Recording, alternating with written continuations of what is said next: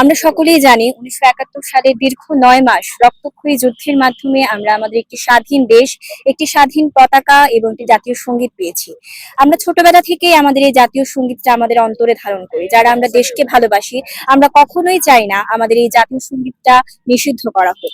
কিছু কুচক্রী মহল বিচ্ছিন্নভাবে এই জাতীয় সঙ্গীতটি নিষিদ্ধ করার জন্য বিভিন্ন কার্যক্রম করছে। আমরা তারই প্রতিবাদ জানাতে আজকের এই আয়োজন করেছি। মৌলভীবাজারের সাংস্কৃতিক অঙ্গনের একাংশ আজকে আমরা এখানে একত্রিত হয়েছি, যাতে আমাদের এই জাতীয় সঙ্গীতটা আমাদের আগামী প্রজন্ম এবং আমরা যাতে যুগ যুগ ধরে গেয়ে যেতে পারি।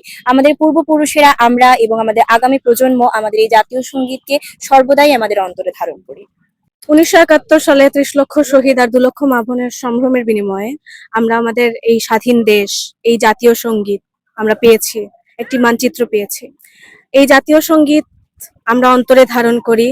আমরা চাই এই যুগ যুগ ধরে যেন আমরা এটাই গাইতে পারি, আমাদের পরবর্তী প্রজন্ম যেন এই জাতীয় সঙ্গীতই গায়, এটি যাতে পরিবর্তিত না হয়, তাই আজকে আমরা এখানে এসেছি।